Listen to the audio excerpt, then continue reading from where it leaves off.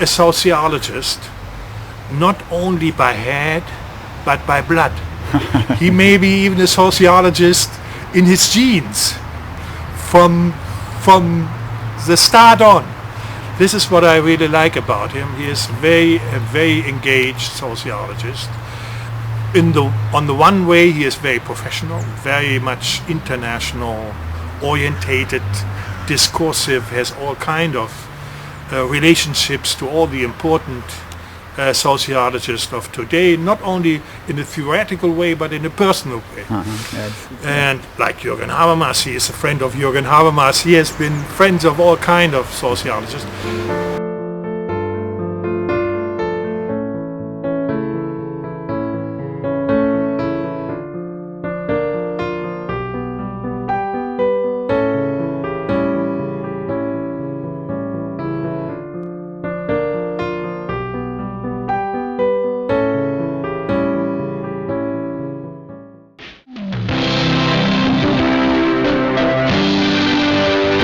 하나는 적어도 안정된 직업을 가지고 있어야 된다라고 하는 것과, 두 번째로는 어떤 그 사건의 시비를 가질 수 있는 비판적인 능력을 가지고 있어야 되니까 그에 합당한 교육 수준을 가지고 있어야 된다. 그다음에 세 번째로는 중산층적인 생활을 하기 위한 최소한의 수입이 있어야 된다. 그리고 네 번째로는 내가 중산층에 속한다라고 하는 자기 의식을 가지고 있어야 된다라고 하는 이 네 가지 변수를 가지고 저로서는 근래 80년에서 85년에 걸치는 그런 조사 자료를 가지고 분석을 한번 해본 적이 있습니다만, 중산층이라고 하는 용어가 우리 사회에서 그동안 근대화 과정에서 새롭게 부상하고 있는 어떤 실체적인 어떤 힘, 어떤 세력을 지금 지칭하는 개념으로는 좀 떠올랐는데, 과연 그것이 어떤 성격을 가지고 있고 그 사람들이 어느 정도 되고 있느냐라고 하는 것에 대해서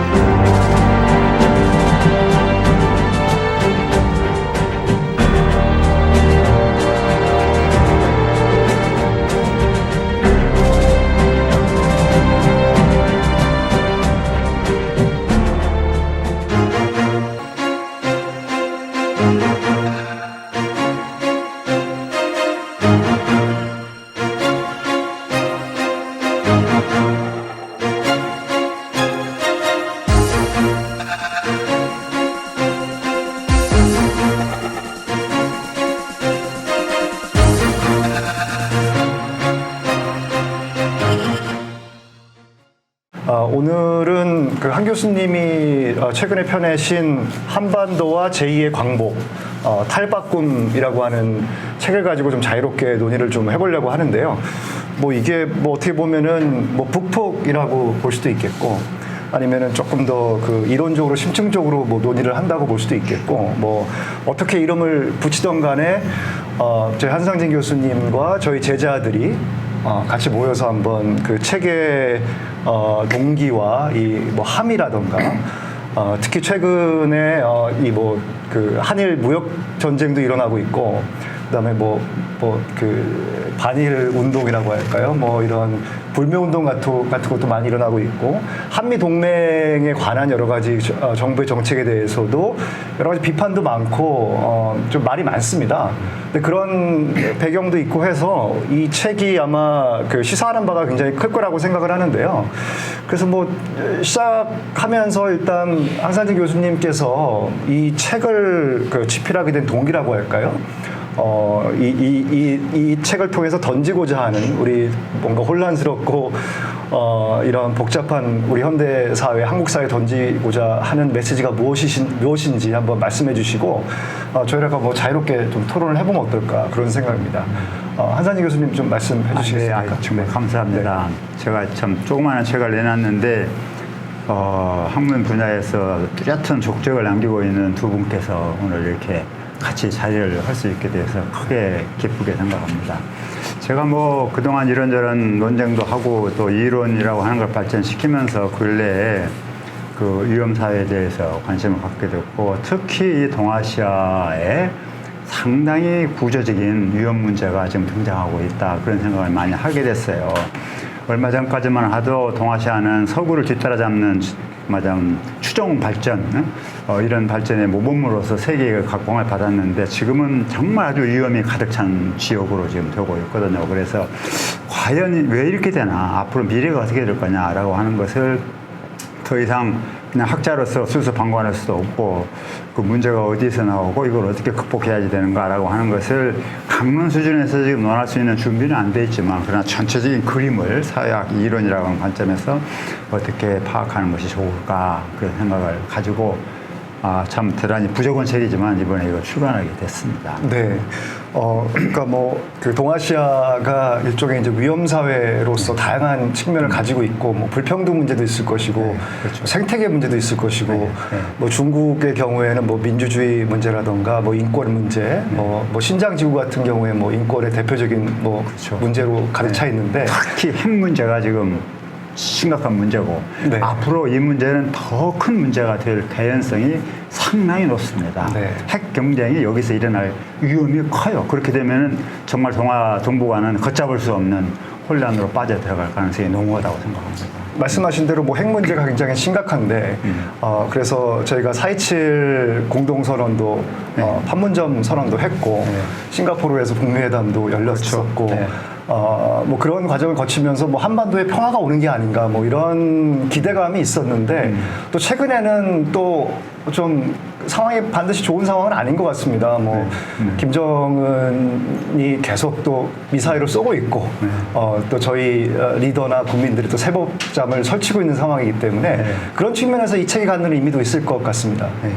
정말 정확한 지적이에요. 우리가 꼭 명심해야 될 점은, 탈바꿈은 이렇게 일직선으로 가는 코스가 전혀 아니에요. 많은 시행착오를 거쳐가면 되는데, 현재 한반도에 열리고 있는 탈바꿈이라고 하는 것도 결국 따지고 보면은 김대중에 의한 2000년대의 그 탈바꿈이 일단 실패로 끝났고, 그리고 이번에 싱가포르에서 열린 탈바꿈도 결국 따지고 보면은 국제사회가 북한의 핵 문제를 막기 위해서 많은 노력을 했지만 실패했습니다. 그 자체는 비극이에요. 그래서 북한이 핵을 갖게 됐습니다. 북한이 일단 핵을 갖게 되니까 그 핵이 미국 본토를 공격할 수 있게 되자 드디어 그 불행한 현실이 일종의 신기하게도 외교를 통한, 교섭을 통한 핵 문제 해결의 돌파구를 열었거든요. 근데 이게 순탄하게 갈 수가 없어요. 지그재그를 거쳐서 많은 시행착오를 거쳐서 가는데, 따라서 이 현재의 상황을 너무 비관적으로 볼 필요는 없다고 생각해요. 왜냐하면 상황이 악화되면은 우리는 최선을 추구하다가 안 되면 차선을 추구하게끔 되어 있습니다. 그게 우리가 지금까지 경험한 거예요. 지금은 서로 최선을 추구하려고 그래요. 근데 안 되면 나중에 결국은 차선으로 가자. 그럼 차선이 어떻게 될 거냐라고 할 때는 상황이 바꿔질 거라고 나는 생각합니다. 근데 차선이라고 하는 게 딱 그림이 그려지지가 않거든요. 저한테는. 지금 미국 같은 경우에는 계속 북한에 대해서 그 CVID라고 하는 그 완전한 비핵화를 계속해서 압박을 하고 있고 그리고 뭐 북한의 경우에는 사실은 이제 뭐 핵을 포기할 그런 의사는 없는 걸로 생각이 되고요. 그리고 한국과 지금 북한 간의 관계도 경협도 뭐 전혀 시작도 못 하고 있는 상황이기 때문에 이게 그러면은 차선책이라고 하는 게 있는 건가? 회담을 실패하면 결국에는 과거를 회귀하는 게 아닌가? 이런 우려가 있는 것 같습니다. 이 책에 영국 캠브리지 대학교 존던 교수와 대담한 것이 나옵니다. 거기에도 이게 굉장히 핵심적인 부분이 되는데요. 그분 말씀도 그래요. 그 비핵화에 대한 지금까지 인류의 노력이라고 하는 것이 많은 시행착오를 거치는데 결국 안 되면 사선책으로 가는데 사선책이라는 건 뭐냐? 핵을 인정하는 겁니다. 키포인트는 그겁니다. 지금 북한은 절대 핵을 포기할 가능성이 없다고 저는 생각합니다. 그러면은 그 북한을 어떻게 할 거냐라고 하는 문제가 나왔을 때 잠재적인 위협을 관리하기 위해서 어떤 차선책을 구할 것인가라고 하는 것은 지금 당장의 문제는 아니에요. 그러나 하다가 안 되면 결국은 우리는 그런 방향으로 가는 것이 지금까지 핵 문제를 다룬 역사다라고 하는 게 그분의 전제예요. 저도 아마 그렇게 되지 않을까 싶어요. 근데 핵 문제는 핵을 지금까지 한 번도 국제사회나 한국이나 미국이 북한의 핵에 대해서 인정한 적도 없고, 그렇죠. 인정할 이유도 별로 그렇죠. 없다라고 생각을 합니다. 그렇죠. 근데 그게 이제 현실적으로 그렇게 가야 된다라고 하는 말씀을 조금 직접적으로 하신다는 느낌이 가야 드는데요. 된다는 것은 네. 아니고 네. 그 문제를 해결하기 위해서 그동안 노력했고 앞으로도 노력할 거예요. 그러나 이게 과연 성공할 것이냐라고 하는 것에 대해서는 현실적으로 어느 누구도 장담 못합니다. 낙관하지 않아요. 지금 현재 말로는 그렇게 하지만 속으로는 어렵구나라고 하는 걸 다 알고 있다고 나는 생각합니다. 그러면 결국 어떻게 될 거냐? 참여할 거냐? 예컨대 북한을 공격할 거냐? 그건 나는 어려울 거라고 봐요.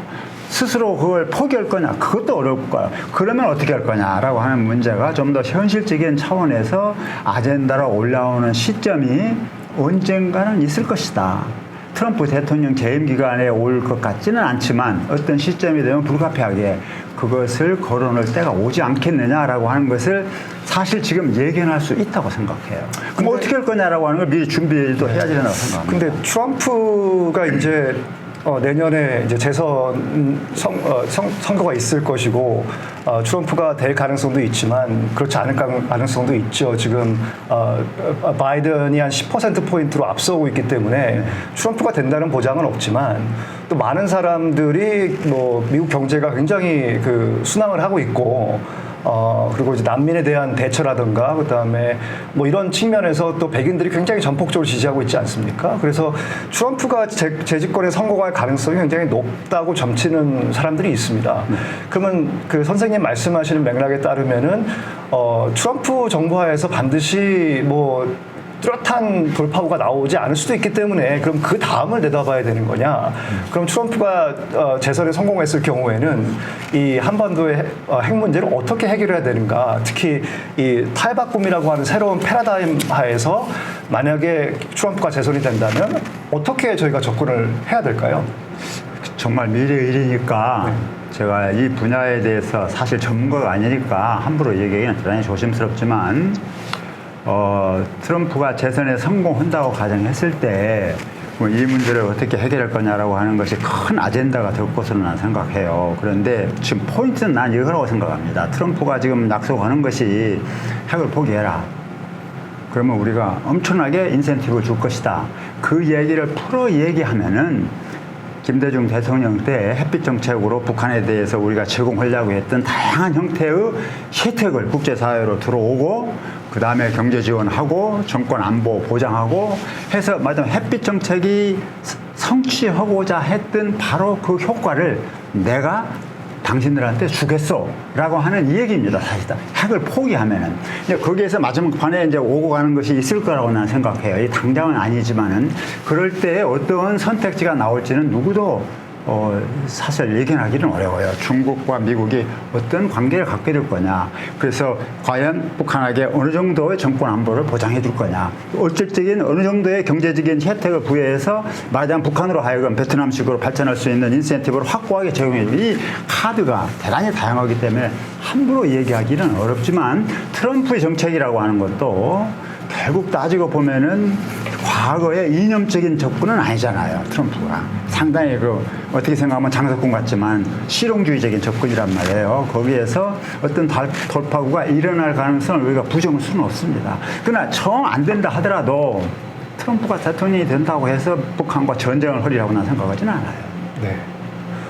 그러면 종전선언이 하나의 뭐 시작이 될 수 있을까요? 그건 옛날부터 얘기됐지 않습니까? 종전선언은 그렇게 어려운 건 아니라고 봐요. 사실 제가 비전문가지만 제 느낌으로도 그것이 왜 그렇게 어렵습니까? 이미 사실 우리는 종전하고 있는 상태인데. 그러면 말씀을 계속 좀 해주시면 많은 분들이 궁금하신 게 이 탈바꿈이라고 하는 개념에 대해서 좀 생소하기도 하고 뭐 재밌는 표현 같기도 하고 뭔가 뭐 패러다임의 변화를 함축하고 있는 그런 좀 뉘앙스도 있거든요. 그러면은 탈바꿈이라고 하는 개념을 한반도에 적용을 했을 때, 동북아에 적용을 했을 때, 북한의 핵 문제 이상의 어떤 다른 중요한 어떤 그 내용들이 있는지, 동북아에서 탈바꿈은 무엇을 의미하는지에 대해서 조금 더 말씀해 주시면 감사하겠습니다. 제 책에서 제가 명시적으로 다른 부분도 있고, 그냥 암시한 부분도 있고 한데요. 저는 이렇게 봅니다. 지금 동북아가 커다란 위험과 위기에 부딪혔다. 그런데 문제는 두 가지예요. 하나는 일본 뭐 무역 전쟁도 있지만 과거사 문제가 있고, 하나는 이제 북한 핵 문제가 있는데, 꼭 우리가 꼭 명심해야 될 점은 난 이거라고 봅니다. 핵을 최초에 개발한 나라가 미국이에요. 그 핵을 최초로 행사한 것이 미국입니다. 그리고 그 핵의 절대적인 피해와 고통을 당한 것이 일본입니다. 그래서 일본 사람들은 그 핵에 대한 공포도 있지만은 그 당시에 당했던 동경, 오사카 공습과 핵, 히로시마, 나가사키에 던져진 핵으로 인한 그 피해와 고통이 지금도 생생하게 많이 기억을 하고 있어요. 그래서 이 사람들이 갖고 있는 전쟁 기억은 바로 그들이 당했던 피해입니다. 그래서 자기들 피해자라고 생각하는 거예요. 근데 유럽에서는 전쟁이 유럽 본토에서 일어났습니다. 그래서 많은 사람들이 알고 있었어요. 기억을 하고 있었어요. 근데 일본은 모든 전쟁이 바깥에서 일어났습니다. 일본에는 아무 것이 없었어요. 근데 일본 시민들은 그 전쟁을 잘 몰라요. 당시 군국주의 세력은 철저히 언론 통제를 해서 전혀 몰랐습니다. 그리고 오직 경험한 것은 아까도 말씀드렸지만 동경, 오사카의 대규모 공습, 거의 초토화가 됐으니까요. 그리고 이 두 개의 원자 폭탄, 그것으로 인한 이 가공할 공포, 그리고 그들이 발전시켰던 전쟁 기억이라고 하는 것은 부녀자들, 어린애들, 그 전쟁터에서 핵에서 고생하고 죽어가는 그 기억을 갖고 있는 거예요. 근데 그 안에는 핵은 안 된다. 핵 사용해서는 안 된다라고 하는 평화의 절규가 일본 문화를 발전시켰습니다. 난 그게 상당히 중요한 의미가 있다고 생각합니다. 그런데 그 핵을 지금 북한이 가졌어요. 일본은 과민하게 반응할 수밖에 없죠. 그런데 우리가 그 핵을 얘기할 때 일부에서는 북한이 핵을 가졌으니까 이것이 이제 무기가 돼서 우리는 꼼짝없이 인질로 잡혀가는구나 라고 지금 그런 공포심을 갖고 있는 사람도 있고, 그래서 이제는 우리도 핵무장을 해야지 된다라고 하는 그런 의견을 말하는 사람이 있잖아요. 최근에 나왔습니다. 예. 나는 이게 가면 우리는 큰일 난다고 생각합니다. 이건 정말 아주 완전히 나쁜 악순환의 길로 빠져들어가는 길이라고 생각해요. 그래서 저는 이 책에다 강조하는 게 뭐냐, 우리가 3.1 독립을 했고 거기에서 결국 발전시킨 게 광복인데, 광복이라고 하는 게 키워드가 뭐냐, 여러 가지 키워드가 있는데 그 하나는 동북아 평화였다. 동북아 평화라고 하는 관점에서 바라본다고 난 두 가지 메시지를 하나 읽을 수 있어요. 하나는, 자, 비록 일본이 2차 대전쟁을 일으키고 수많은 해악을 인접국가한테 끼친 건 사실이지만 일본의 시민들, 비전투원들, 부녀자들, 아동들, 이들이 겪었던 그 전쟁을 참아 원폭을 피해 그것으로 인해서 그들이 기억하고 있는 전쟁 경험을 허구라고 우리가 얘기할 수는 없는 거예요. 따라서 우리는 그들이 갖고 있는 이 피해의식, 피해자라고 하는 의식을 충분히 우리가 수용을 하고, 더 나아가서 원폭 사용은 절대 안 된다. 원폭을 갖는 것을 누가 막을 수는 없어요. 왜냐하면 다른 요소에 원폭 사용이라고 하는 것은 절대로 불가능하다고 하는 어떤 평화운동을 사실은 우리가 전개해야 된다고 생각합니다. 우리가 일본보다도 먼저, 그리고 더 적극적으로 나가면 원폭 사용을 했던 미국에 대해서도 이 문제에 대해서 우리가 역사적으로 다시 한번 보자라고 난 얘기할 수 있는 어떤 용기가 우리한테 있어야 돼요. 이게 왜냐하면 오바마가 히로시마에 갔을 때 참 좋은 얘기는 했지만 원폭 사용에 대한 이야기는 전혀 별로 하지 않았어요. 그냥 넘어갔어요, 이게. 그러나 지금 줄기차게 나오는 요구 중에 하나는 과거에는 충분히 정당하고 충분히 일리 있는 얘기했지만 오늘 시점에서는 원폭 사용은 안 된다. 이건 인류에 대한 범죄라고 규정할 수 있는 거예요, 이게. 그 선을 우리가 밟으면은 어떻게 되느냐. 바로 북한이 보유하고 있다고 하는 핵이라고 하는 것이 사실은 별 쓸모가 없는 거예요, 제가 봐서는요. 그게 공포 수단이 될 수 있습니다. 이게 하나의 억압의 수단이 될 수 있지만 핵을 실제로 사용한다고 하는 것은 내 생각에는 불가능한 테마입니다. 그래서 우리가 할 옵션이 뭐냐. 우리는 바로 3.1 독립운동으로 돌아가서 그 압제하에서도 우리가 동북아 평화를 불기차게 외쳤는데 그 정신으로 돌아간다면 그 정신 위에서 현재의 현재 목전에 있는 문제를 풀기 위해서 우리도 핵무장을 해야 된다라고 만약 주장해서 그 쪽으로 가면은 이건 광복도 아니고 우리로서는 굉장히 아무런 역사적인 악순환에 빠지는 길이다. 오히려 그 반대의 길이 있다. 이걸 정말 한번 본격적으로 얘기해보고 싶은데 이 책에서는 그렇게까지는 못했습니다. 그냥 이론적인 수준에서 그걸 넌지시 암시하고 있는 정도 수준에서 끝났습니다. 지금 말씀하신 부분에서 굉장히 흥미로운 게 일본 사람들의 이제 집단적인 기억이라고 할까요? 그렇죠. 그 전쟁에 대한 집단적인 기억. 히로시마, 나가사키 원폭에 대한 기억들 이런 것들을 이제 두 가지 측면에서 볼 수가 있는데 하나는 전쟁에 대한 좌절, 두 번째는 말씀해 주신 대로 평화에 대한 절규 이렇게 말씀을 해주셨거든요. 근데 그 얘기를 들으면 저는 드는 생각이 뭔가 한국 국민들과 일본 국민들이 뭔가 공감대를 가질 수 있다. 그렇죠. 그 비핵이라고 하는 그 목표와 어떤 그 도전을 향해서 공감대를 이룰 수 있다. 그렇게 해야만 한다라고 하는 그런 뉘앙스를 갖고 계신 것 같은데요. 근데 사실 지금 뭐 일본하고 한국이 지금 뭐 치고받고 정신없지 않습니까? 지금 뭐 그 불매 운동도 일어나고 있고 무역 전쟁이며 뭐 반일 감정이 지금처럼 뭐 격화된 적이 제 기억에는 없는데 저희가 그 두 시민들이 좀 뭔가 대화하고 소통할 수 있을까요, 김홍준 선생님? 워밍업 없이 바로 소개도 없이 바로 들어가셔서 이제 한동안 워밍업을 끝난 것 같아요. 일단 구 선생님께서 저한테 마이크를 주셨으니까 저를 잠깐 소개드리면 저는 서울대 사회학과에서 사회 이론과 문화를 가르치고 있는 김홍중이고요. 한상진 선생님의 구정우 선생님과 같이 거의 90년대 중반에 석사 과정을 마쳤던 좀 늦은 세대의 제자입니다. 오늘 이렇게 불러주셔서 우선 감사드리고 두 분 한참 열띤 말씀하시는데 제가 중간에 약간 방향을 좀 트는 것 같지만 사실 이제 다른 얘기를 통해서 같은 자리로 가게 될 것 같은데요. 우선 약간 제가 조금 뭐라고 해야 될까요? 좀 낯설게 느낀 것은 한상준 선생님께서 언제나 그 기본적인 학풍이 대단히 지향적이고 현실 참여적이셨어요. 옛날부터 아까 보셨던 80년대의 그 대단히 레전더리한 그 장면에서부터. 그런데 제가 느끼기에 한상준 선생님은 현실의 여러 문제들과 접하는 그 면에 인터페이스에 항상 사회 이론의 성찰을 가지고 들어가셨던 거라고 생각합니다. 80년대에는 후코와 하버마스의 담론, 언설 이렇게 그때 불렸는데 한국 사회에서 아마 최초로 말이라고 하는 게 사회학적으로 굉장히 중요한 차원이다라는 메시지를 던지셨던 분 중에 한 분으로 기억하고 있고요. 그렇게 됐을 때는 현실이 그 자체로 있는 게 아니고 우리의 말이나 보는 관점이나 상징에 의해서 구성되고 변화된다는 관점을 굉장히 진지하게 던지셨단 말이죠. 근데 아까 두 분 대화를 하시는 걸 볼 때 제가 약간 들었던 생경함은 지금 논의되고 있는 그 논의에 한상진 선생님의 그 특유의 이론적 필터가 뭔가 좀 약화된 거 아닌가? 현실에 그냥 바로 막 들어가신 것 같다는 생각이 들었어요.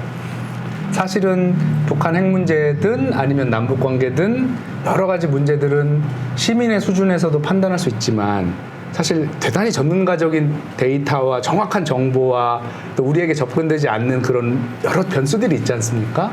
그런데 정말 어떻게 보면 제가 놀란 것은 이 저서에서는 탈바꿈 좀 이따 얘기를 하겠지만 탈바꿈 개념을 우리 백으로부터 가져오시지만 어찌 보면 이제까지 어떤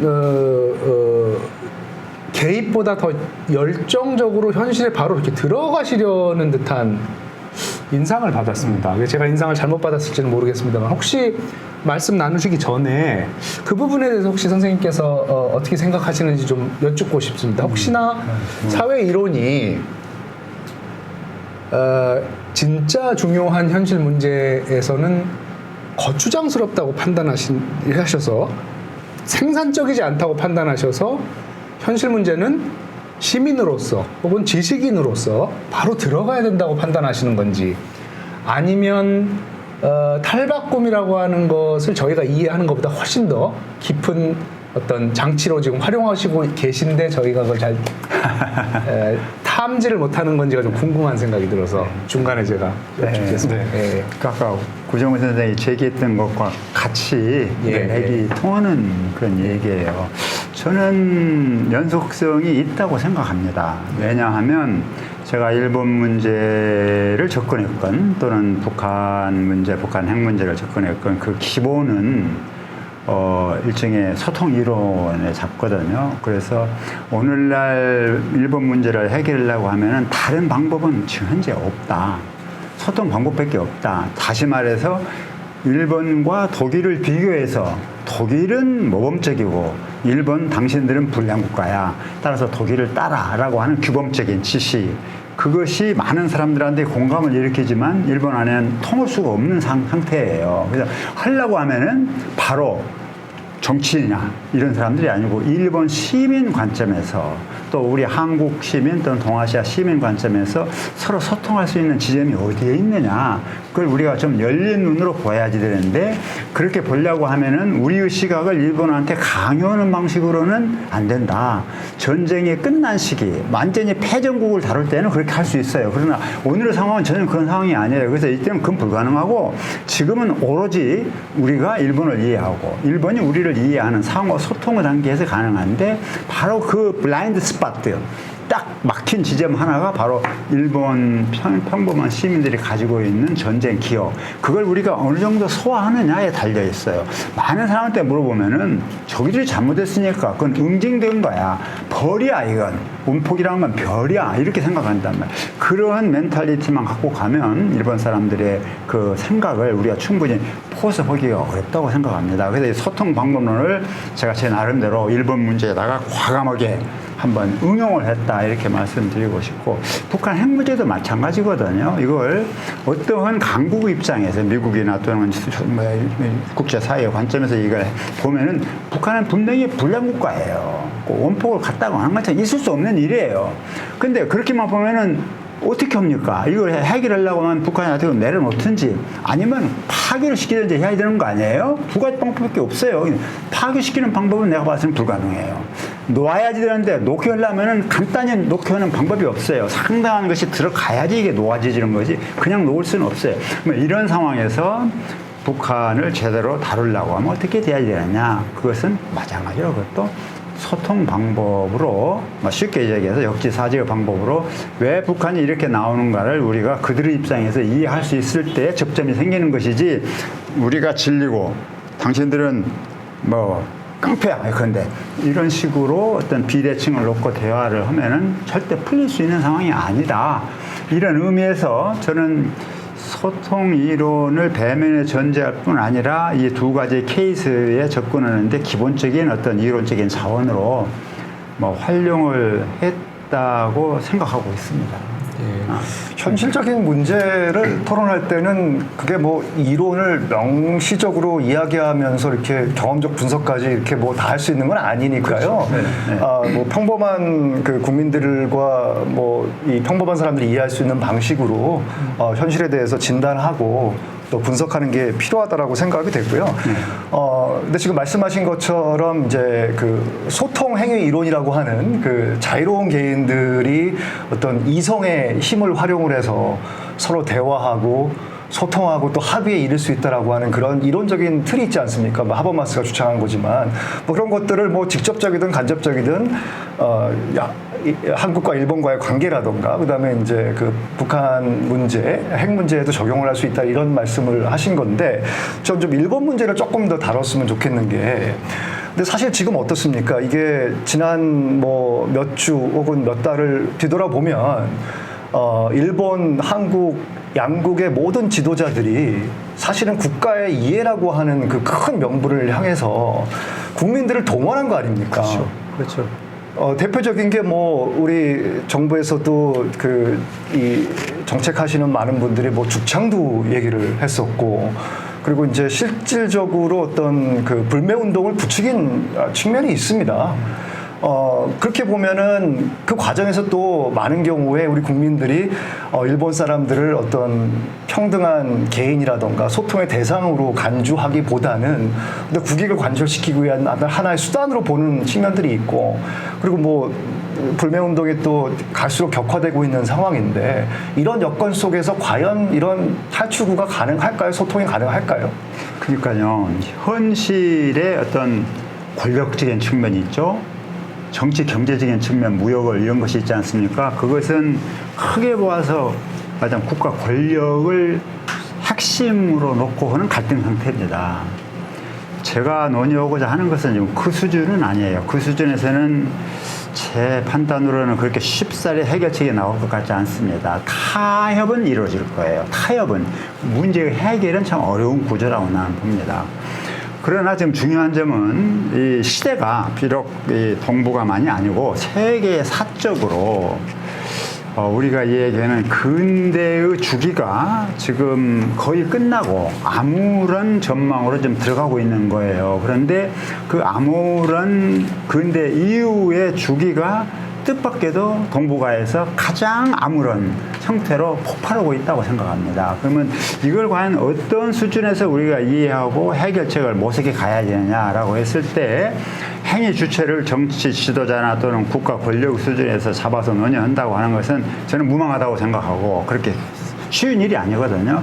이제는 좀 시간이 걸린다 하더라도 결국 시민사회 수준에서 이거 접근에 들어가야 되는데 다행히 우리는 예컨대 일본이나 이런 나라에 없는 광복의 화두가 있고 광복이라고 하는 것은 굉장한 보편적인 함의를 가지고 있는 것이고 그것에 의해서 우리의 대한민국이라고 하는 국가 정체성이 확립이 된다면 그것에 의해서 일관되게 우리의 행동을 설명할 수 있고 일본에 대해서도 일본의 허를 찌르는 어떤 그런 과감한 발상을 우리가 할 수 있고 그럼으로 인해서 말하자면 서로 이해할 수 있는 어떤 지평이 열려지지 않겠네. 서로 태격 하나 주고 하나 받고 이런 방식으로는 문제 해결이 난 어렵다고 봅니다.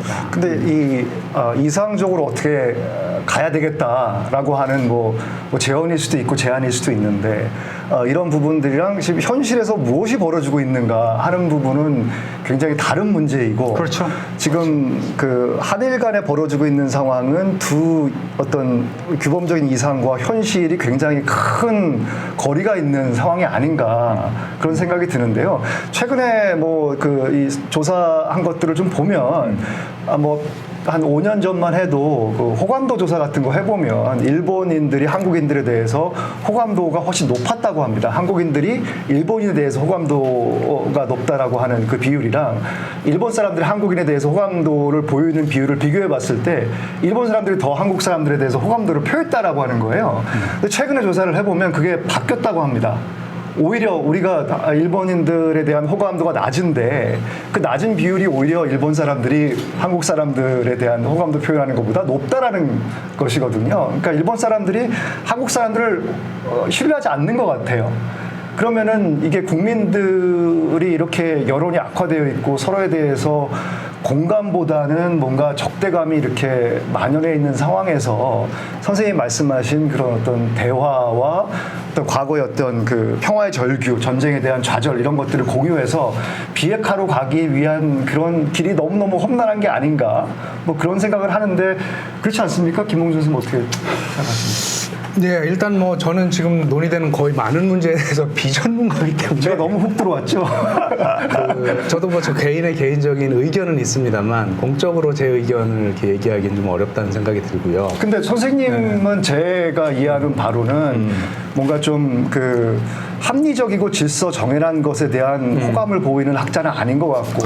그렇습니까? 예, 뭔가 좀 그 카오스적이면서 뭔가 이 디스로케이션적인 그런 이미지의 학문 활동을 하셨다고 저는 생각이 돼요. 예. 그래서 한일 간의 관계를 보면 국민들 간의 어떤 소통의 가능성이라던가 어떤 민족주의라던가 이런 측면에서 보면 제가 볼 땐 좀 되게 비판적으로 보시지 않을까. 오히려 한 선생님이 제안하시는 미래 소통 가능성 한일 간에 이런 부분들은 좀 회의적으로 보실 것 같다는 나름대로 저는 짐작을 해봅니다. 예. 아니, 그 부분은 중요한 말씀인 것 같고요.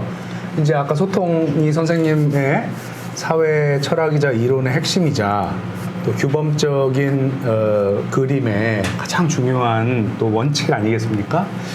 그런데 이제 아까 구정우 선생님께도 말씀을 언급을 하셨지만 우리가 소통을 이야기할 때 20세기에 가장 중요한 사회 철학적 근거로 삼는 건 역시 이제 하버마스의 소통 행위, 소통 합리성 이런 이제 개념들이고 그 개념들은 어쨌든 합리적이고 또 심지어는 성찰적이고 또 도덕적으로도 소통을 통해서 문제를 풀려는 열의와 도덕적인 수준을 갖고 있는 사람들에게 어떤 이상적인 상황이 주어졌을 때를 생각하고 가는 모델이다 보니까 그 중에 어떤 것이라도 결여하고 있는 가능성이 높은 현실적 상황에서는 여러 차이들을 알 수 있을 것 같이 느껴집니다. 그 차이 중에 하나가 미디어 문제처럼 느껴집니다. 20세기 후반부터 미디어가 이미 뭐 가브리엘 따르드 같은 사람은 19세기 후반부터 신문이 나오면서 면대면 접촉을 하는 크라우드보다 신문을 같이 읽는 퍼블릭이 훨씬 더 20세기를 움직이는 집단적 주체다라고 말을 했다는 점에서 봤을 때는 이미 오래된 얘기지만 20세기 후반에 가면 각종 인터넷으로 연결된 게다가 국경을 넘어서는 그런 다양한 연결망들이 형성되지 않습니까? 그런데 그런 연결망들 안에 접속되어서 말하고 정보를 얻고 클릭을 하는 사람들이 소통을 한다는 것은 무엇인가라는 질문이 21세기의 한일 관계든 아니면 뭐 시민과 시민의 관계든 아니면 국가와 국가의 관계든을 사고할 때 어떤 점에서 보면 굉장히 현실적으로 중요하게 판단되어야 된다는 점이 생각이 됩니다. 아까 말씀드린 대로 많은 경우 정치 활동이 그 공간에서 이루어지고요. 구매 활동도 그 공간에서 이루어지고 오피니언들의 흐름이나 민의의 표출도 그 공간에서 이루어지다 보니까 일종의 사적 전쟁터처럼 서로 갈등하고 혐오하는 의견들이 그 안에서 굉장한 강도로 부딪히고 있어요. 그래서 한일 간의 문제뿐 아니고 한국 사회 내부를 들여다보더라도 심지어 과장되게 얘기하면 뭐 시민들 간의 문화 전쟁이라고 해야도 될 만큼의 충돌들이 일어나고 있습니다. 그래서 이런 상황에서 소통을 하버마스적 모델을 가지고 사고할 때 이 둘 사이의 거리가 너무 멀게 느껴지는 것이 아마 상식적인 판단일 거라는 생각이 들어서 혹시 선생님께서 이런 미디어 환경을 좀 고려했을 때 우리에게 이 풀어나가야 되는 소통이라는 것을 어떻게 혹시 고민하고 계신지 성찰하고 계신지 아주 참 좋은 질문이에요. 그런데 제가 이미 뭐 이 책에 어느 정도 언급을 했다고 생각을 하는데요. 그 소통 이론에 관해서 하버마스가 이런 불멸의 공적이 있습니다. 그것은 수단적 이성만이 아니고 규범적인 이성을 우리가 다룰 수 있다라고 하는 걸 밝혔다고 하는 것은 굉장한 공적이에요. 그러나 하버마스 이론으로도 아직 우리가 제대로 규명할 수 없는 것이 말하자면 정동, 동정, 감정 문제입니다. 이걸 과연 어떻게 다룰 거냐에 대해서 뚜렷한 발전이 안 된 상태 아닙니까? 예. 그런데 동양 문화라고 하는 것은 사실 처음부터 훨씬 더 이 정서적인 감정적인 측면이 강한 거거든요. 그러니까 항상 모든 걸 얘기할 때 비유적으로 얘기해서 suffering 이게 뭐 고생한다, 고통, 세상에 있는 고통, 어떤 사람이 자기가 아무런 죄가 없는데 고통당한다라고 했을 때 우리가 정서적으로 느끼는 불쌍함, 이거 안 된다, 이거 살려줘야 된다라고 한다든지 말이지, 이런 어떤 그 정서적인 그 공감대라고 하는 걸 굉장히 중요한 어떤 정치의 요소로 보고, 그거 자체가 알뜨긴 도덕적인 정감적인 요소라고 보았던 건데, 과연 이 정서적인 공감적인 요인을 어떻게 정치 영역으로 끌어들일 것이냐라고 하는 것이, 또는 합리성 개념으로 끌어들일 것이냐라고 하는 게 제 판단으로는 지금 최대의 쟁점이라고 생각합니다. 그런데 참 재미있는 것은, 아까 미국이 이제 히로시마 나가사키에 원폭을 터뜨려서 수많은 사람이 죽고 고생을 하고 고통을 아직도 당하고 있는 현실인데, 원폭 사용이 당시에는 정당했지만 오늘은 전혀 정당한 일이 아니다라고 하는 그 평가를 누가 내리느냐고 보면은 중국과 한국에서 남성보다는 여성이 훨씬 많습니다. 그것이 코그니티브 인지적인 것만은 아니에요. 단순히 도덕적인 것만, 정서적인 겁니다. 여성들이 갖고 있는 이 공감, 정성 면에서 참 아무리 나쁜 짓을 했다고 하더라도 원자 폭탄을 쏴서 사람을 이렇게 아무런 죄 없는 사람을 그렇게 많이 죽이고 있어야 되겠느냐라고 하는 정서적인 부분이거든요. 그래서 이제 향후의 소통의 큰 화두는 단순히 이제 과학적인 그런 모델 또는 도덕적인 모델, 그것이 아니고 정감적인 그런 모델로 들어가서 소통을 하고, 거기에서 뭔가 우리가 공유할 수 있는 광범위한 공감대를 형성해서 정치로 투입시킴으로 인해서, 이 정치라고 하는 것이 소수의 전문가가 중심이 되는 정치가 아니고 그래도 상식을 갖춘 정서적으로 공유하고 있는 많은 시민들이 참여하는 정치가 돼야 된다. 이제 이게 앞으로 방향이라고 생각해서, 그걸 저는 앞으로의 방향이라고 생각합니다. 그래서 소통이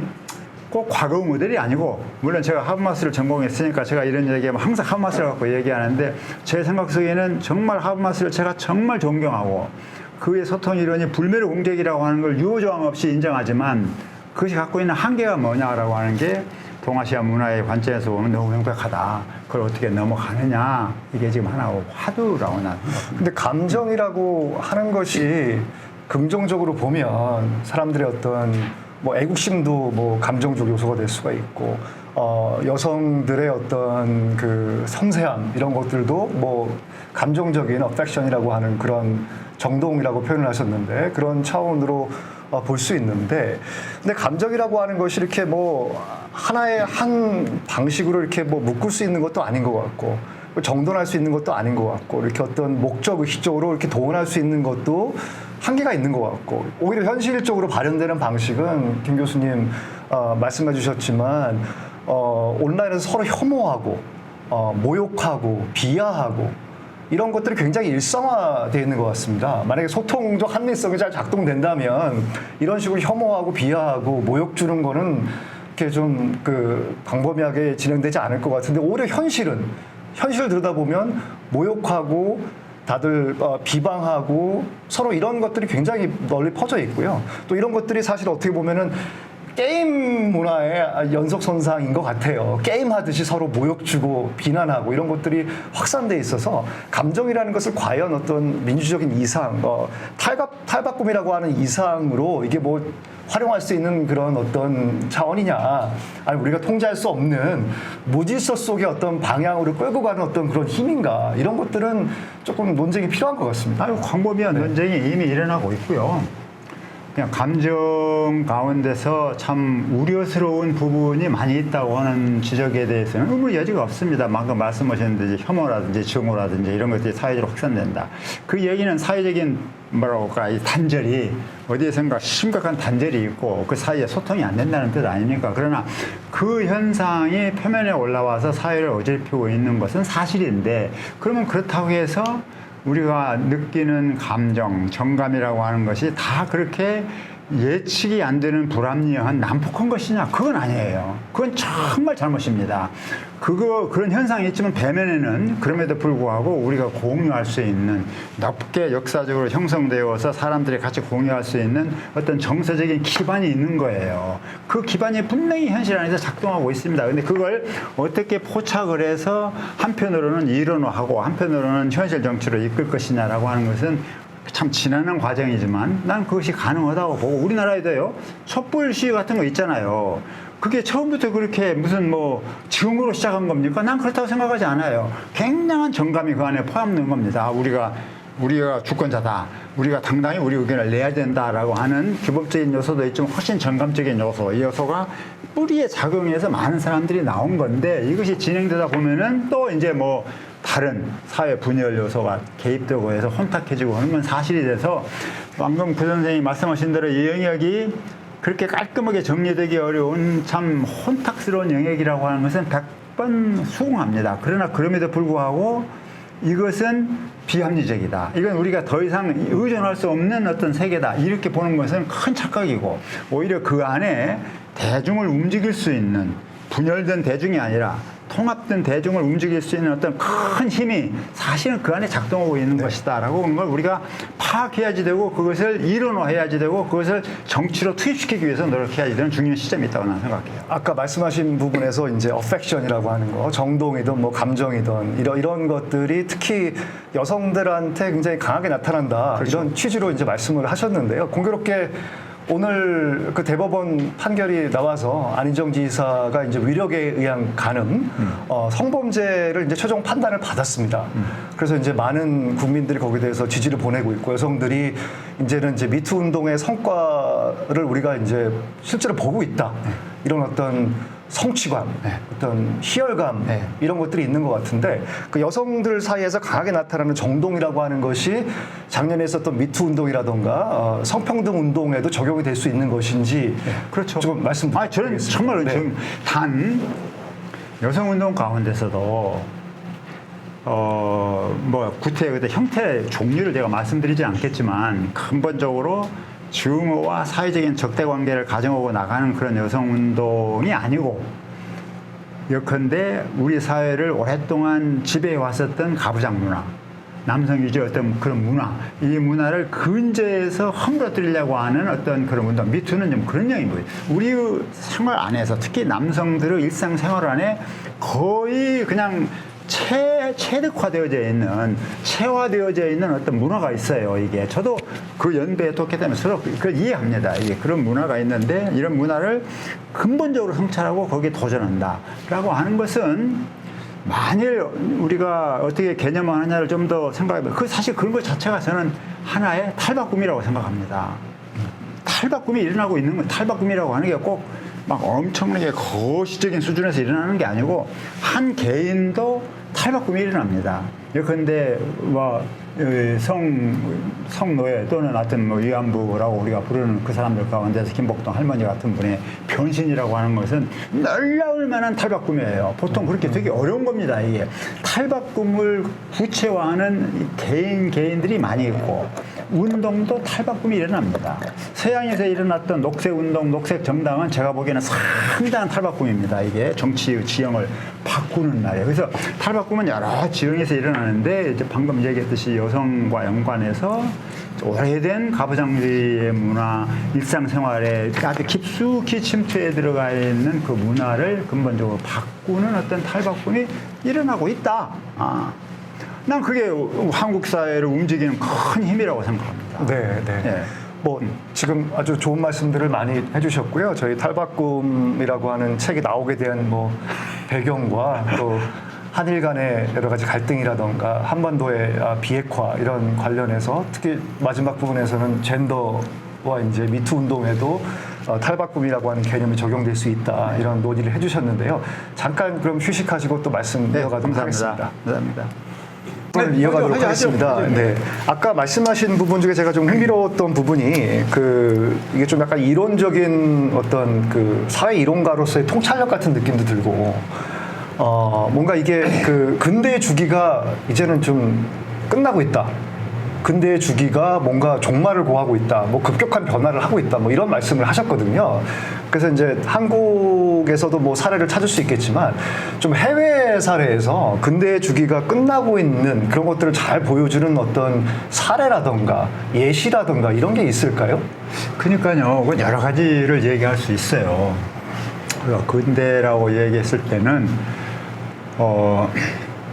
김홍준 선생이 얘기했듯이 역시 계몽 철학에 의해서 이성에 의해서 인류가 진보한다고 하는 굳건한 믿음은 오히려 있었던 겁니다. 그리고 그것이 지탱됐어요. 근데 오늘날 보면은 그런 근대적인 제도가 참 효력을 많이 상실하고 있다라고 하는 징조는 도처에서 지금 일어나고 있지 않습니까? 우선 자유민주주의 체제가 아직도 기본적으로 타당한 체제라고 하는 것은 사실 옳은 얘기지만 과연 그것이 우리에게 계속해서 우리의 미래에 대해서 희망, 진보를 약속해 주느냐라고 했을 때 그렇게 약속한다고 얘기하는 사람 찾기 어렵습니다. 우리가 그걸 계속 유지해야 된다고 하는 논쟁은 있지만 그 자유민주주의 체제를 따받았던 미래에 대한 낙관적인 전망, 그건 저는 사라졌다고 봐요.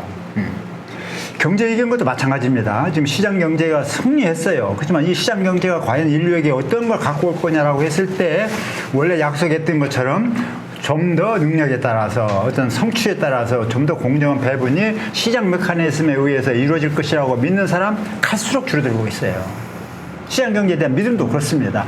효력은 있지만 많은 부분에서 그렇습니다. 이게 지금 심지어 가족마저도 근대의 기본 특징은 서로 사랑에 의한 관계입니다. 그래서 근대적인 가족제도가 즐거웠는데 지금은 무너졌어요. 이제는 동성연애도 동성 가족도 생기고 여러 가지 형태가 생기지 않습니까? 그래서 거기에다가 이제 인류의 생존을 위협하는 기후변화 문제, 그리고 오늘 약간 문제가 나왔지만 사실 원폭 문제, 이거 무서운 현상입니다. 이거 정말 계속 앞으로 더 증가할 것 같거든요.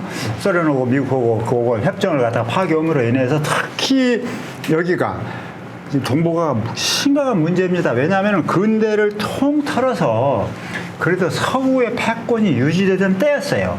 스페인에서 영국으로 가서 미국으로 건너고 이게 서구입니다. 이게 지금 근대 이후에 서구를 향해서 동아시아에서 동북아에서 새로운 패권 주제가 낭장에서 도전하는 것은 전대미문의 일이에요.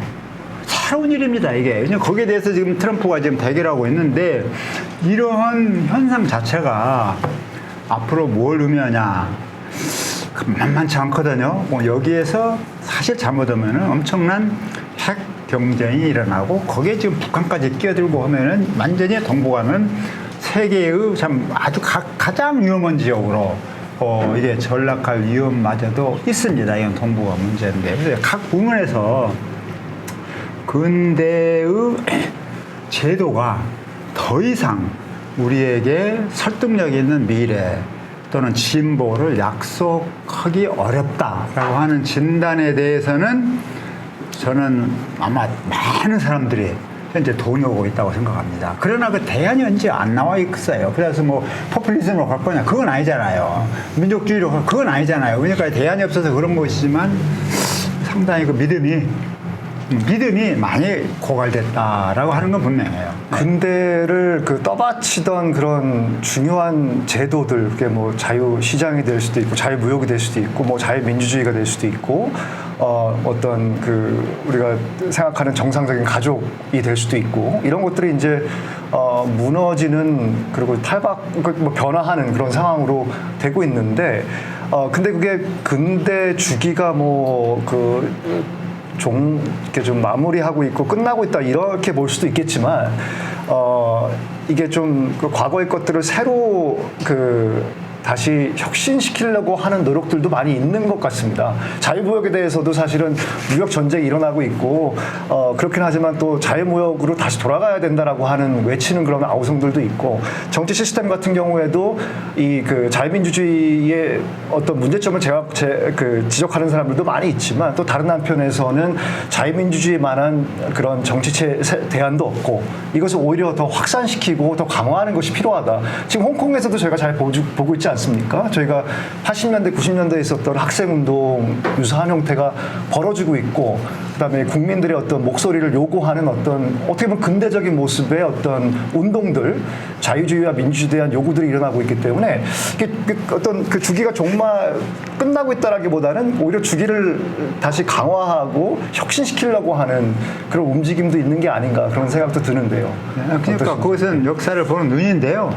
충분히 그렇게 볼 수 있어요. 뭐냐면 현상이라고 하면 하나로 가는 게 아니고 여러 가지 트랙이 동시에 작동하면서 상호작용하는 거니까요. 그러나 내가 말씀드리는 것은 과거에 근대의 주기에 우리가 암암리에 전제했고 많은 사람들이 받아들였던 어떤 합의가 있는데 그 합의라고 하는 것이 더 이상 그렇게 설득력이 없다라고 하는 부분은 분명하다. 그러나 어디로 어떻게 갈 거냐라고 하는 것은 뭐 뚜렷한 대안이 없고 단 저로서 강조하는 것은 근대의 주기가 뜻밖에도 미중유의 위험사회를 만들고 그 위험사회의 한 가운데는 생태위기라고 하는 것이 지금 등장하고 인류의 자멸적인 결과를 가져올 수 있는 거대한 어떤 그 파괴적인 능력이 이제 테러리즘도 그 중에 하나고요. 이것이 등장하고 있다. 이제 이게 상당히 참 심각한 도전이 아니겠느냐.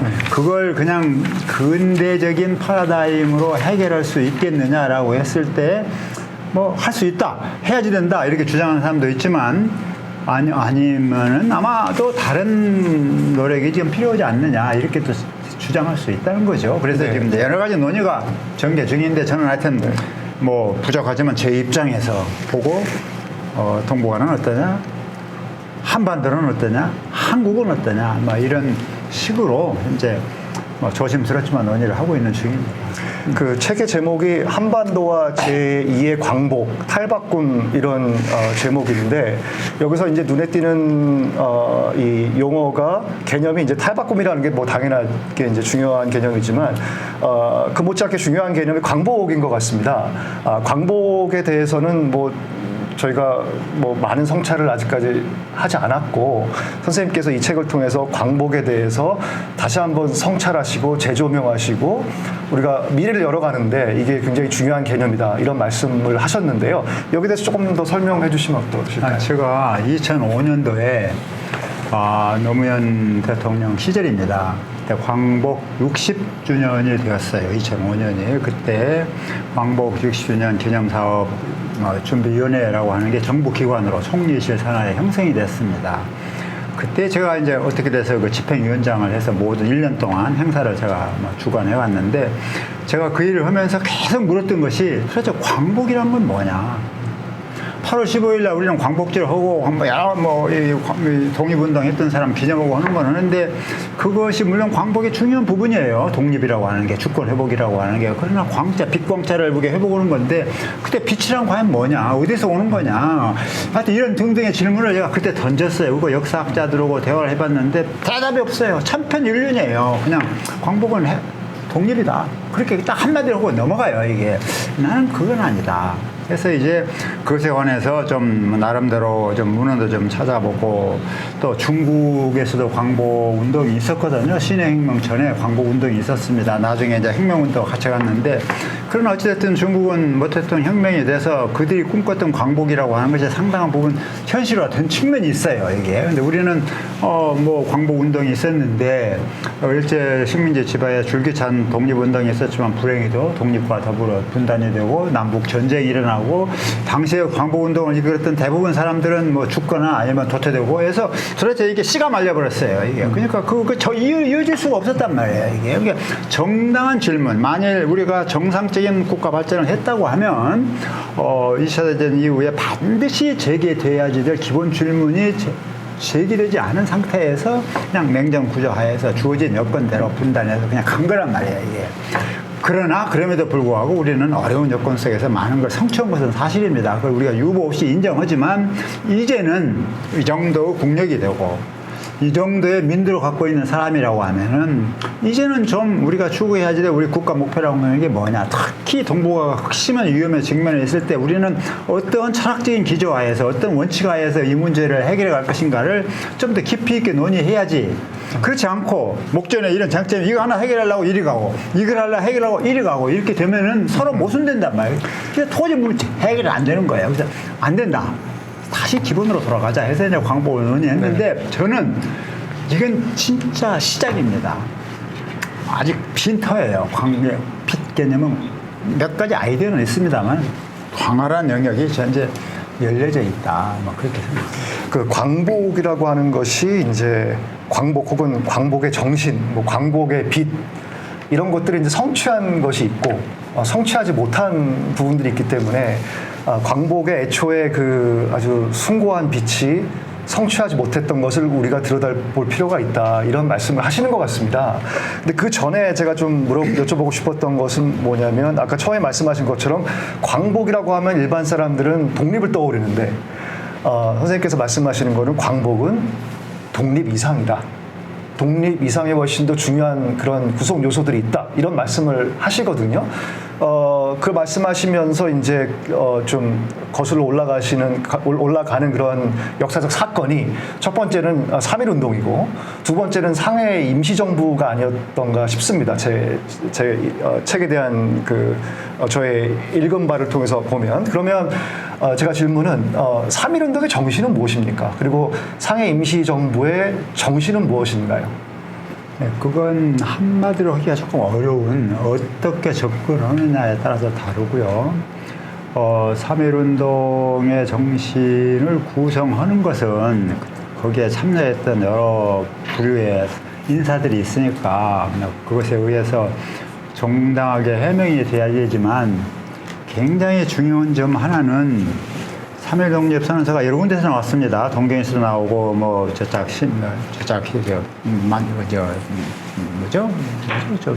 저 위에 일본 열도 위에 있는 그 북해도가 아니고 그 땅 같이 뭐야? 사하린 그죠? 그 짝에서 여러 군데서 하여튼 이게 나왔는데 특히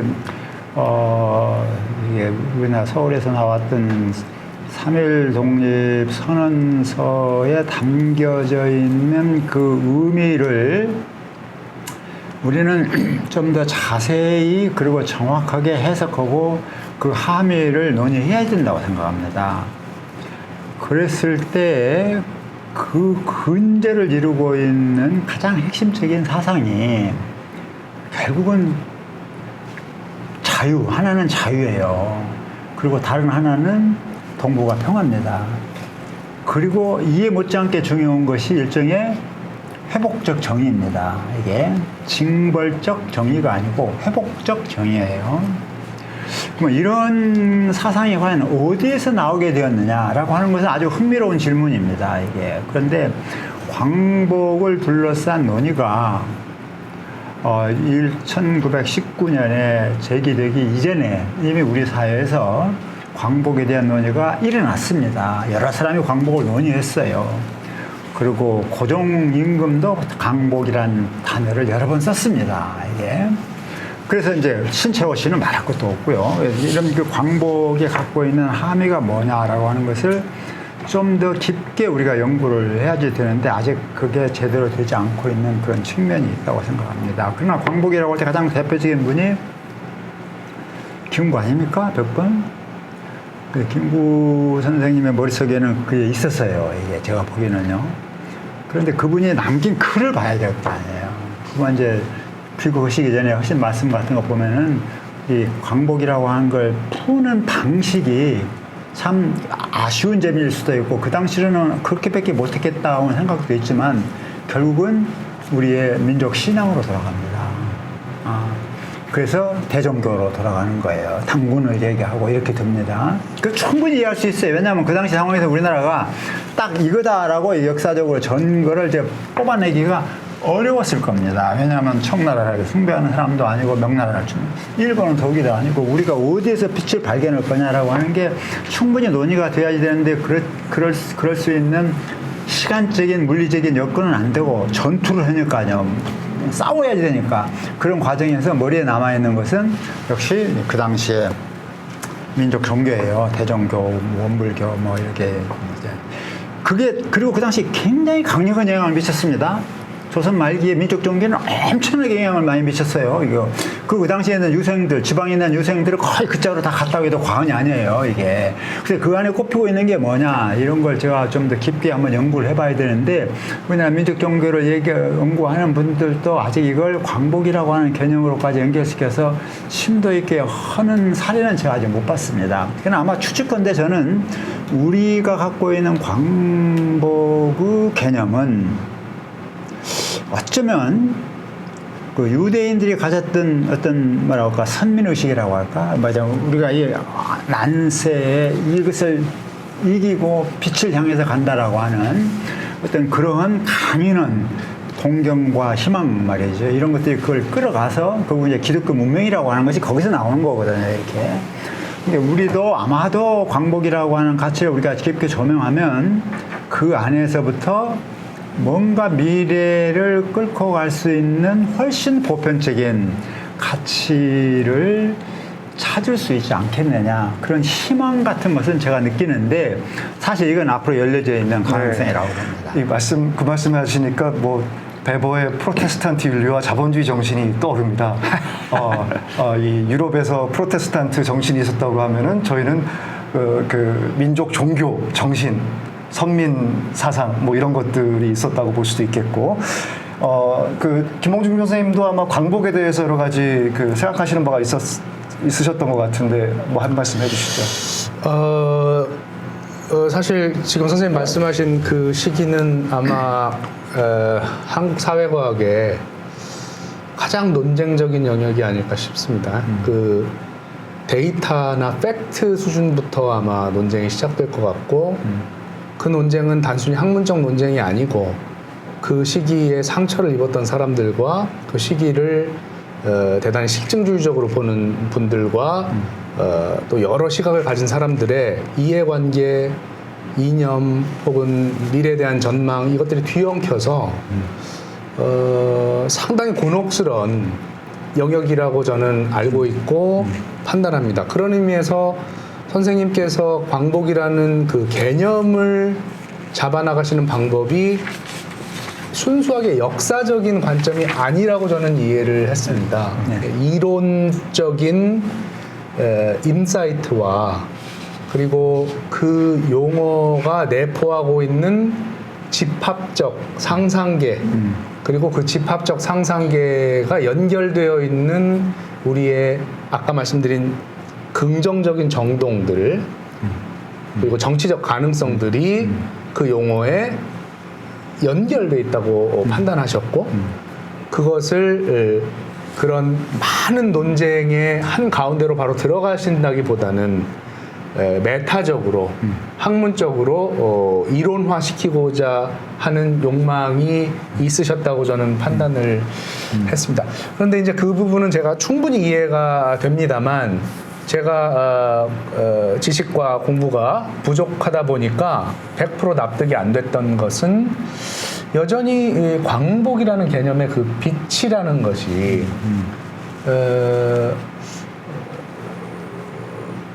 가령 우리가 빛의 메타포를 가지고 사상을 논할 때 바로 떠오르는 게 이제 서구의 인라이트먼트 아니겠습니까, 선생님?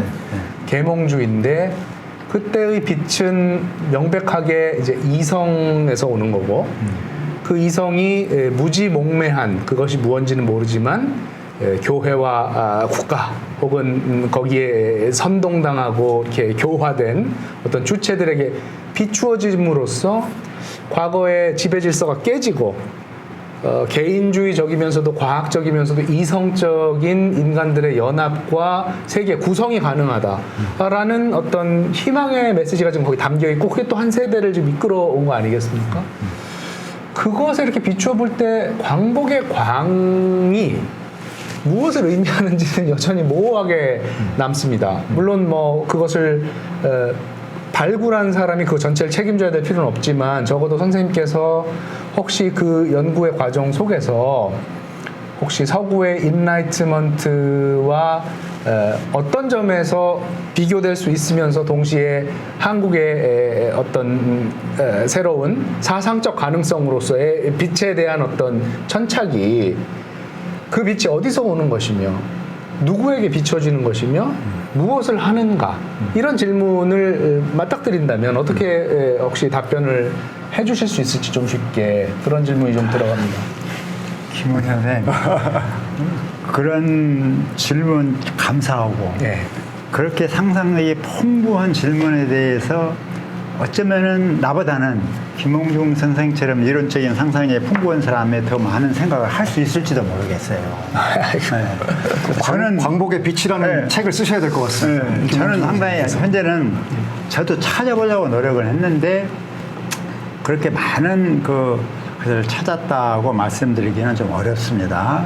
그런데 제가 좀 차가 나는 건 뭐냐. 아까 서구의 인라이트먼트를 얘기했는데 이 광복이라고 하는 그 개념은 동양 문화에서 보면 최근에 제가 여러 사람하고 특히 이제 중국에 있는 사람들하고 이야기해 보면은 이것이 간단한 개념이 아니에요. 그래서 말하자면은 이제 뭐 장자라든지 아주 고대로 넘어가서 광복이라고 하는 게 뭐냐 하면은 결국은 자기 자신으로 돌아온다고 하는 뜻이 광복이 원래 뜻이래요, 이게. 그래서 그 안에는 이제 인간에 대한 어떤 깊은 성찰이 있고 우리가 어떻게 나아가는 것이 어떤 인간다운 삶을 살 것이냐라고 하는 좀 인문학적인 어떤 질문이 그 안에 깔려 있다라고 얘기를 하는데 분명한 점은 중국에서는 광복이라고 하는 개념을 사용했을 때 중화 문명을 배후에 가정합니다. 그건 그럴만도 해요. 왜냐하면 스스로 생각할 적에 근대에 와서 중국이 참 비참하게 깨졌지만 그래도 그 이전에 세계 문명을 지배했다고 생각하고 있기 때문에 이 중화 문명이 가지고 있는 함의가 뭘고 기반이 뭔가라고 하는 것을 다시 찾아서 복원하려고 하는 노력을 할 거 아닙니까? 그때의 중화 문명이라고 하는 것과 이제 우리가 지금 여기서 얘기하려고 하는 광복이라고 하는 것이 똑같은 것은 저는 아닐 것 같아요. 예, 왜냐하면 그건 중국 거니까요. 그렇긴 하지만 아무런 영향이 없는 건 아니에요, 저한테. 그러면 이제 아까 질문으로 돌아가서 서구 경우에 빛이라고 하면 이성을 가리킨다. 이성은 과학입니다. 기술이고 그렇잖아요. 근대적인 제도 아닙니까? 법이고 말이죠. 그 지배했어요, 세상을. 그러면 지금 여기서 얘기하는 그때 광이라고 하는 건 분명히 어떤 나름대로 역사적인 전통을 가지고 있는데 이런 함의는 있을 것 같아요. 그때의 광은 우리가 동아시아 문화에 속하는 국가 또는 시민으로서 우리가 생각할 수 있는 그 광이라고 하는 것은 서구에서 생각했던 이성과는 좀 다를 것이다 하는 생각은 있어요. 왜냐하면 우리의 문화라고 하는 것은 그렇게 그 인지적인 사물을 예리하게 봐서 인과관계를 밝혀갖고 그걸 지배하고 통제하고 세상을 변혁시켜가는 과학과 기술 문명으로 이어지는 그런 그 빛 개념이 아니에요. 동양에서 말하는 빛이라고 하는 것은 서양은 그겁니다. 이게 그래서 그것이 있기 때문에 대중을 교육시키려고 하고 전통을 파괴시키려고 했던 거 아니에요. 우리가 생각하는 빛은 나는 그런 건 아닌 것 같아요. 그래서 이제 그게 뭐냐라고 하는 건 앞으로 정말 많은 논의가 있어야지 되는데 그렇기 때문에 장구한 어떤 그 유교 문명이라고 하는 것과 우리가 생각하는 이 빛, 광이라고 하는 것이 어떤 관계를 갖느냐라고 하는 것은 아마도 굉장히 많은 그 논의가 필요할 것이다. 그리고 우리나라에서도 많은 유학자들이 있지만은 이런 걸 좀 잘 연구하면 유학이 쾌쾌 묵은 게 아니고 서구의 과학 기술 문명이 발전해 가면서 놓친 그 부분에서 뭔가를 다시 찾아내는 어떤 노력을 할 수 있지 않겠느냐. 저는 그냥 이제 근래에 부족하지만 과학적, 수단적, 통제적인 이성이 아니고 정감과 리스너블. 그래서 이제 뭔가 그 합리적이면서도 정감적인 어떤 그런 요소를 갖고 있는 발전. 이게 이제 허칭 허리라고 하는 정리 사회라고 우리가 부르는 건데 중국에서는 그게 굉장히 중요한 개념입니다. 그래서 이런 게 크게 보면은 앞으로 상당히 많은 것을 암시하지 않겠느냐라고 하는 생각 정도는 하는데 그게 그 김홍준 선생님께 말씀하셨듯이 그 빛을 정확하게 구성하는 거냐라고 하는 것은 정말 함부로 얘기하기가 어려워요. 그 연결이 되는 부분이 있어서 제가 말씀을 좀 이어가면 그게 이제 사회 변동인 탈바꿈 개념하고 긴밀히 사실 연결되는 것처럼 보입니다. 제가 그 울리 백 선생의 그 탈바꿈 책을 아직 읽지는 못했습니다. 선생님께서 소개를 해주시고 그동안 울리 백 선생이 펼쳐오신 그 사고의 흐름을 따라가 보면 상당히 흥미로운 개념이라고 저는 받아들였고 그 개념에 예리하게 천착을 하셔서 그걸 가지고 지금 문제를 풀어나가시려는 그런 렐러번스가 상당히 있다고 저는 판단을 하고 있습니다. 그런데 이제 제가 생각하기에 울리백 선생의 그 위험사회가 나오게 된 배경에는 사실은 체르노빌이나 그렇죠. 광우병이나 혹은 에이즈처럼 우리가 무언가 문제를 해결하기 위해 성취한 것이 부메랑으로 돌아오는 그렇죠. 역설에 대한 reflexive modern에 대한 강력한 문제제기가 있었고 그 문제제기는 아주 냉정하게 얘기하면 헤겔에서 표현된 진보로서의 역사, 언젠가 합에 이르게 되는 굉장히 낙관적인, 물론 고난도 있지만 결국 다 극복하고 완성되는 그 진보로서의 역사에 대한 서구인의 입장에서 제시된 굉장히 강력한 안티테제. 예. 그렇죠. 반문명적이기도 하고 어떻게 보면 반진보주의니까요.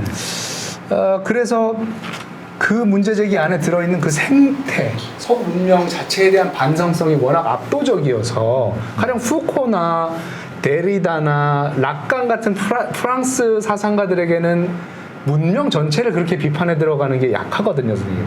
자연을 사고하지 않잖아요. 근데 백의 사고에는 생태 문제가 그렇게 깊숙이 들어가 있다 보니까 이 탈바꿈 개념 너무 재밌는 게 예기치 않은 일들 결과와 나쁜 것들이 발휘하는 효과에 대한 희망을 지금 걸고 있는 것처럼 보입니다. 그래서 어떻게 보면 이론적으로 매우 흥미롭지만 현실의 변화에 대해 굉장히 어떤 의미에서는 패시미스틱하게 보일 수도 있는, 하지만 패시미스틱하지만 그럼에도 불구하고 희망을 가지고 지금 우리 눈에 보이는 저 부정적인 것들이 예기치 않은 결과로 문제의 해결로 돌아갈 수 있겠다. 제가 너무 재밌게 읽은 거는 바로 그 지점에서 선생님께서 궁죽통을 연결을 시키셨어요. 그 부분이 저는 너무 흥미로웠습니다만 궁죽통을 연결시키시니까 저한테는 어떻게 느껴졌냐면 독일에 자기 문명에 대한 가장 근본적인 비판을 사회학 이론으로 만들어낸 사람의 이론이 동아시아의 비판 이론가에게 오면서 동아시아적인 궁하면 변하고 변하면 통하고 통하면 굳어진다, 구로 간다. 이 역경에 나오는 거와 연결이 되면서 사실 놀라운 낙관성을 또 거기 띄게 되는 것처럼 느꼈습니다. 왜냐면 궁하면 통하니까 통할 수 있다는 희망이 제도적으로 어떻게 가능하냐, 누가 통하게 하느냐, 이런 게 이제 사고될 수 있고 참여될 수 있는 거잖아요. 저는 선생님의 일관적인 문제의식이 백과 역경을, 그게 이제 얼마나 깊숙하게 연결되는지 저는 전문가가 아니라 잘 모르지만 적어도 연결시키는 그 지점에서 너무 흥미롭게 느꼈는데, 한 가지 질문을 이제 던지자면 광복 개념과 연관되는 건데요. 서구의 인라이트먼트가 사실은 20세기 말에는 지금 또 위기에 빠져 있지 않습니까? 대중이 더 이상 계몽되려고 하지 않고 각자가 다 지식인이란 말이죠. 그러면 똑같이 서구의 근대 문명의 진보도 지금 리스크이고 탈바꿈돼야 되는 것으로 만들어졌는데 선생님께서는 그 논의를 광복 개념으로 다시 가능한, 실행 가능한 것으로 전환시키시려고 하고 있고 탈바꿈 개념도 궁죽통으로 지금 다시 훨씬 더 옵티미스틱한 걸로 전환시키려고 하시는 것처럼 느꼈습니다. 맞아요. 네. 맞습니까? 네, 맞아요. 네. 그 부분에서 저는 큰 차이가 어쩌면 백과 선생님 사이에 존재한다고 보는데, 이거를 저는 약간 백과 선생님 사이에 한 단계 더 좁혀 들어가는, 선생님의 낙관성과 백의 어떤 의미상 강력한 비관성, 숨겨진 비관성에 한 번 더 변증법적으로 한 번 더 통합이 돼야 된다는 생각이 들었습니다. 왜냐하면 지금 광복의 빛은 어쩌면 히로시마와 나가사키에 떨어졌던 핵폭탄의 섬광 같은 것이었을지도 모르겠다는 생각이 들어요. 그럼 우리한테는 광복이지만 인류한테는 파괴의 빛이었을 수도 있고요. 빛이 무엇이냐는 질문이 네이션을 중심으로 놓고 생각될 때와 아시아를 놓고 생각될 때와 휴머니티를 놓고 생각될 때 굉장히 달라지는 것처럼 느낍니다. 이 시간의 차이가 지식인으로서 동아시아에 산다는 것을 굉장히 어렵게 만들거든요. 국가도 소중하고 민족이 얼마나 소중합니까만 우리는 지식인이기 때문에 코스모폴리탄한 관점을 가져야 되지 않겠습니까? 그 지점에 대해서 혹시 한번 제가 좀 길어졌습니다. 말씀 중에 한 80%, 90%는 논평인 것 같고요. 한 10%, 20%가 질문인 것 같은데 뭐 답변 부탁드리겠습니다. 너무 길지 않게. 예. 그 백과의 대화에서 굉장히 강하게 느끼는 거지만 탈바꿈은 일종의 이게 상황을 기술하는 개념이에요. 그 안에 노마티브한 것이 없습니다. 이게 그 얘기는 탈바꿈은 좋은 방향으로 갈 수도 있고 아주 나쁘게 갈 수 있어요. 이른바 종말론적인 방향으로 갈 수 있다고 하는 것을 굉장히 강조하는 이런. 그래서 저는 이 탈바꿈 개념으로 오늘의 뭐 세계의 변화를 이해할 수 있고 더구나 동북아의 문제를 이해할 수 있다라고 하는 생각을 가지고 있는데 그러나 이제 제가 그동안에 사역을 해온 입장에서는 사실 이 탈바꿈이 이리도 갈 수 있고 이리도 갈 수 있다라고 하는 걸 지적하는 것은 상대적으로 용이하다고 나는 생각합니다. 원래 지식인은 그러니까요. 그러나 저는 그렇게 학문하지 않았습니다. 이게 어차피 이거 만약 탈바꿈이 일어날 수밖에 없는 상황이라면 이게 하여튼 우리가 원하는 좋은 방향으로 가야 된다고 생각하는 사람이에요. 그러면 그렇게 되려고 하면 과연 어떻게 해야 되느냐, 무슨 조건이 필요하냐, 이론적으로 무엇이 규명돼야 되느냐 이렇게 하다 보니까 이제 뭐 궁죽통도 나오고 해서 저는 약간 좀 낙관론적인 가능하면 탈바꿈을 통해서 우리가 문제를 해결하는 방향으로 가야지 된다라고 하는 저 자신의 학자로서의 현실적인 안가주망을 가지고 문제를 바라보려고 하다 보니까 이렇게 됐는데 백과의 관계에서 보면 그렇지만 백은 제 생각이 조금 낙관적이라고 생각할 거예요. 그러나 아마 지금 자꾸 하셨지만 이 탈바꿈을 그 주역에 그 궁죽통과 연결시켜서 설명한다고 하는 건 그분은 미처 모르고 이제 자꾸 하셨지만 그걸 보면은 아마 상당히 재미있다고 느꼈을 겁니다. 왜냐하면 백은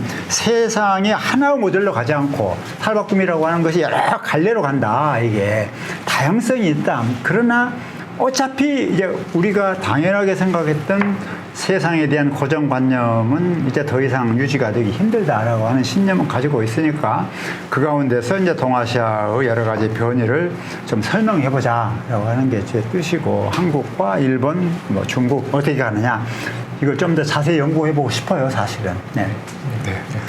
네, 오늘 그럼 뭐 장시간 토론을 해주셨는데요. 네. 오늘 한반도의 제2의 광복, 탈바꿈이라고 하는 이 책에 대해서 이 책에 대한 중요한 메시지에 대해서 말씀하셨고 또 이제 한국과 일본과의 관계 또 한반도의 평화 문제와 관련해서 여러 가지 말씀을 해주셨습니다. 그리고 뭐 광복이라고 하는 것이 이렇게 심오하고 숭고한 의미, 뭐 핵폭탄의 그 이 섬광과도 같은 것일 수도 있고 그런 파괴적이면서도 희망적인 그런 의미로도 볼 수 있을 것 같은데 그런 여러 가지 중요한 함의가 있는 것 같고요. 모처럼 하여튼 저희 같은 학자뿐 아니고 많은 젊은이들 또 기성세대 많은 시민들도 좀 읽으셔서 광복이 우리에게 주는 의미 제2의 광복은 무엇인지 우리가 위험사회를 어떻게 극복할 수 있을 것인지 이런 문제에 대해서 한번 논의할 수 있는 생각해보는 계기가 되었으면 좋겠습니다. 장시간 토론해 주신 서울대 김홍준 선생님 한상진 이사장님께 감사의 말씀 드립니다. 네. 감사합니다.